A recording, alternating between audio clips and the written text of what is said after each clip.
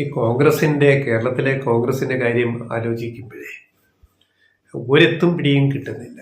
ഇതെവിടേക്കാണ് പോകുന്നത്?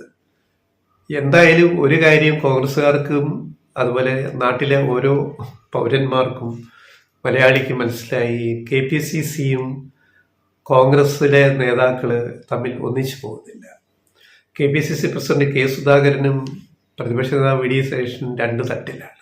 ഇത് കുറെ നാളായി പടലപ്പിണക്കം തുടങ്ങിയിട്ട്. അത് പരിഹരിക്കാൻ ഹൈക്കമാൻഡ് 18 അടവ് നോക്കിയിട്ടും പറ്റുന്നില്ല. ഇനി 19ാമത്തെ അടവ് നോക്കി ദീപദാസ് മുൻഷി, കേന്ദ്ര ചുമതലയുള്ള കേരളത്തിലെ കോൺഗ്രസിന് ചുമതലയുള്ള ദേശീയ ഭാരവാഹി ദീപദാസ് മുൻഷി ഇവിടെ വന്നിട്ട് കഴിഞ്ഞ ദിവസം ഒക്കെ കുറെ ചർച്ച നടത്തി ഫെവിക്കോൾ വെച്ചിട്ട് വരെ ഒന്ന് ഒട്ടിക്കാൻ നോക്കി. പക്ഷെ ഒന്നും നടന്നില്ല. സംയുക്ത വാർത്താ സമ്മേളനം പിന്നെ സമയം വരെ നിശ്ചയിച്ചിട്ട് നടന്നില്ല. ആരും VD സതീശനും K സുധാകരനും പങ്കെടുക്കുന്ന വാർത്താ സമ്മേളനം അതും നടന്നില്ല.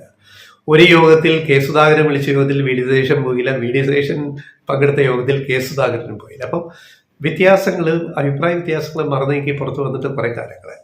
ഇപ്പൊ ഇനിയിപ്പോ എന്താണ്? ഇപ്പോ ഒരു പ്രശ്നവും പരിഹരിക്കാൻ കഴിയാത്തൊരു പാർട്ടിയായിട്ട് കോൺഗ്രസ് മാറിക്കൊണ്ടിരിക്കുന്നു. ഇപ്പൊ വയനാട്ടിൽ സംഭവിച്ചത് എത്ര നാളാവുന്നു, എത്ര ദിവസങ്ങളായി?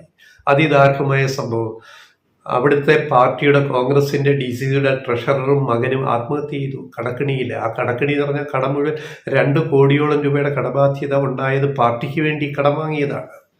അതുപോലെ ബത്തേരി അർബൻ ബാങ്ക് നിയമനത്തിന് വേണ്ടി വാങ്ങിയ പൈസ നേതാക്കൾക്ക്, പിന്നെ MLA ഉൾപ്പെടെയുള്ളവർക്ക്, DCC പ്രസിഡന്റ് ഉൾപ്പെടെയുള്ളവർക്ക് കൊടുത്തിട്ട് അത് ജോലിയില്ല, കൊടുത്ത കാശുമില്ല. അവസാനം അച്ഛൻ മരണക്കുറിപ്പ് എഴുതി വെച്ചു മകനും, എന്നിട്ട് ആത്മഹത്യ ചെയ്തു.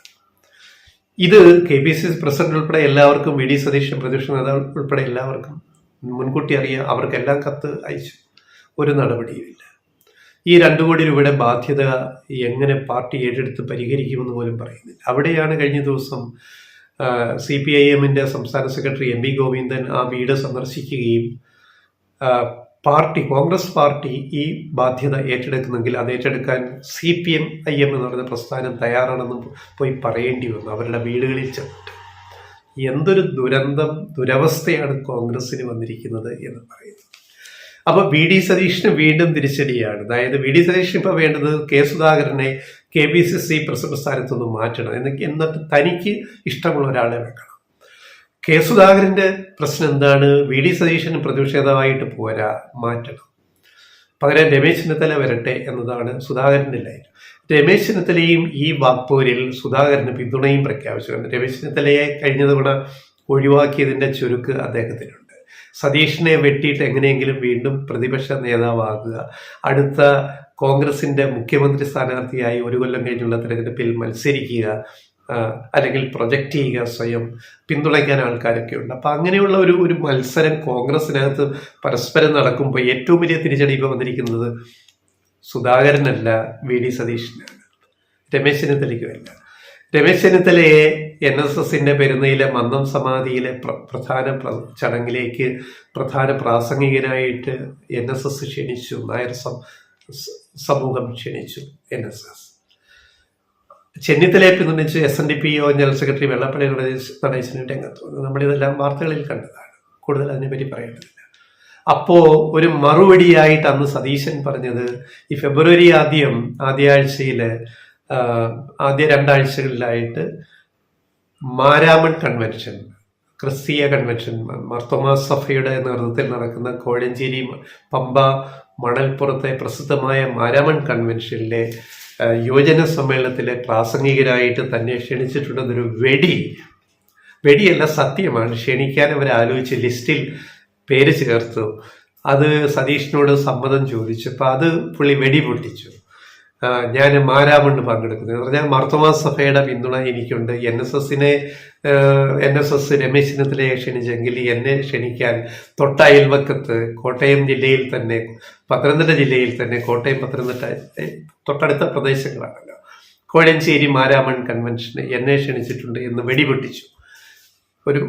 ആ വെടി ഇപ്പോൾ ഉണ്ടയില്ല വെടിയായി. ഇപ്പോ ഈ ലിസ്റ്റിൽ നിന്ന് VD സതീശനെ മാർത്തോമാ സഭ ഒഴിവാക്കി. അപ്പോ മാരാമൺ കൺവെൻഷൻ ഫെബ്രുവരി 9 മുതൽ 16 വരെ നടക്കുന്ന മാരാമൺ കൺവെൻഷനിലെ 9 to 16 അതിൽ 14-ാം തീയതി നടക്കുന്ന 15-ന് നടക്കുന്ന യുവജന കൺവെൻഷനിലായിരുന്നു വി ഡി സതീശൻ പങ്കെടുക്കേണ്ടിയിരുന്നത്. ആ ലിസ്റ്റിൽ, അവസാന ലിസ്റ്റിൽ വി ഡി സതീശൻ്റെ പേരില്ല. സതീഷിനെ അവര് മാരാമൺ കൺവെൻഷൻ സംഘാടകര് അവര് മർത്തോമാ സഭ ഒഴിവാക്കി. അപ്പോൾ ഒഴിവാക്കിയപ്പോൾ എന്തായതിൻ്റെ അർത്ഥം? രക്ഷയില്ല, സതീഷിന് വീണ്ടും തിരിച്ചടിയാണ് വി ഡി സതീഷിന്. ഈ സമുദായ പിന്തുണ നേടാൻ വേണ്ടി വി ഡി സതീശൻ കളിച്ച ഒരു കളി പാളിപ്പോയി. ഇനി എന്താണ് ഇനിയിപ്പോൾ ചെയ്യുക? കെ പി സി സി പ്രസിഡന്റിനെ മാറ്റാൻ ഹൈക്കമാൻഡ് തീരുമാനിച്ചാൽ നമ്മുടെ തെരഞ്ഞെടുപ്പ് തന്ത്രജ്ഞൻ സുനിൽ കനുകോലു രംഗത്തുണ്ട് കോൺഗ്രസിന് വേണ്ടി.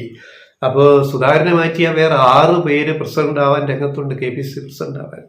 അങ്ങനെ ഒരു ഫോർമുല വർക്കൗട്ട് ചെയ്യാനാണ് സുനിൽ കനുകോലു പിന്നെ ദീപദാസ് മുൻഷിയൊക്കെ വന്നത് എന്നാണ് റിപ്പോർട്ടുകൾ. പക്ഷേ അതിപ്പോൾ അട്ടിമറിക്കപ്പെട്ടിരിക്കുന്നു. തൽക്കാലം ഒന്നും കോൺഗ്രസിൽ നടക്കാൻ പോകുന്നില്ല. കോൺഗ്രസിൻ്റെ അവസ്ഥ ഇങ്ങനെയാണ് എന്ന് നമ്മൾ വിചാരിക്കുക. വൈകാതെ ഇലക്ഷന് മുമ്പ്, പഞ്ചായത്ത് ഇലക്ഷന് മുമ്പ്, ഇനിയിപ്പോൾ 1 വർഷം പോലും ഇല്ല പഞ്ചായത്ത് ഇലക്ഷന്, ആകെ 6-7 മാസമേ ഉള്ളൂ.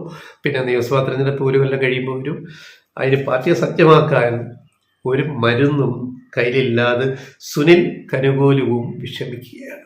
ഇതാണ് കേരളത്തിലെ കോൺഗ്രസിൻ്റെ അവസ്ഥ.